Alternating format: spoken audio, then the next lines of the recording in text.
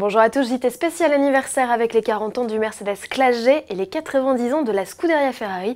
On parle aussi SF1 et de la surprise Peugeot du Salon de Genève.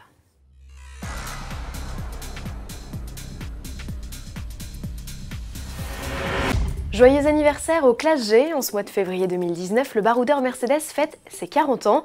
C'est en France, à Toulon, qu'il a été dévoilé pour la première fois.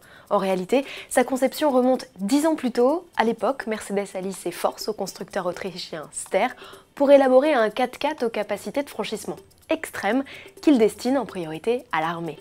Le look, lui, est avant tout fonctionnel.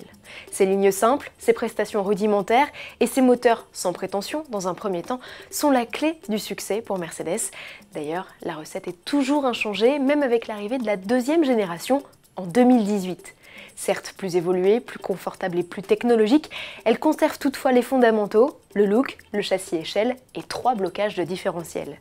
Au fil de sa carrière, le Classe G aura été restylé 6 fois et sera devenu tour à tour sportif avec son V12 AMG, limousine avec sa déclinaison à 6 roues ou encore cabriolet avec sa version landaulet. Même le pape aura droit au sien. En 40 ans de carrière, plus de 300 000 unités du Classe G ont été écoulées et la success story n'est pas finie.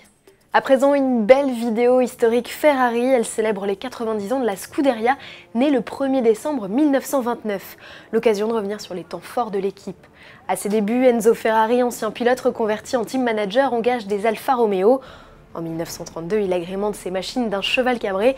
Cet emblème, qui ornait la carlingue d'un émérite pilote de chasse italien mort au combat, ne le quittera jamais.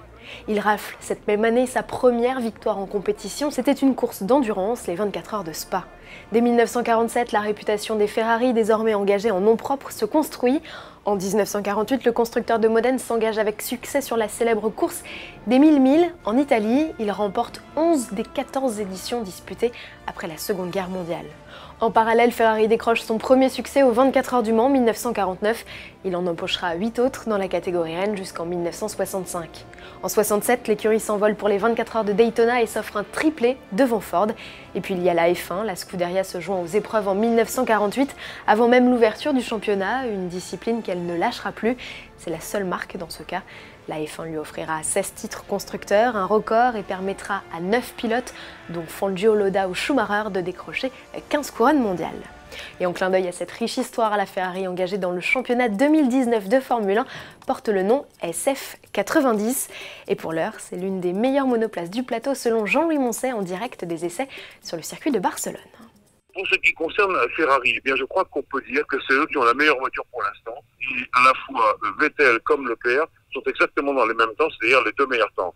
Eh bien Ricciardo donne des indications extrêmement intéressantes à Renault sur le fonctionnement de la voiture. Mais attention, il y a deux problèmes chez Renault. Tout d'abord, le DRS ne fonctionne pas depuis 2 jours. Et ensuite, le moteur n'est pas le moteur qu'on verra lors de la deuxième semaine des tests à Barcelone. Du côté des flèches d'argent, eh bien, les deux pilotes planquent leur jeu. Et tout ça, c'est un petit peu pour tromper l'ennemi. Car le vrai souci, c'est qu'il y a cet aileron avant, avec un peu plus d'appui, qui est très différent de celui de Ferrari. Et je pense qu'ils le regrettent maintenant leur choix. Et on va aller vers des évolutions très rapides pour les flèches d'argent. Pour un point plus complet, rendez-vous sur le blog de notre spécialiste F1. On se quitte avec la deuxième nouveauté Peugeot du Salon de Genève aux côtés de la 208. Désormais, on sait qu'il s'agit d'un modèle hybride et performant, mais si rapide et si silencieux qu'on l'aurait raté, annonce le teaser. Qu'à cela ne tienne, on vous donne rendez-vous demain, 21 février, dans ce JT, pour tout savoir d'elle.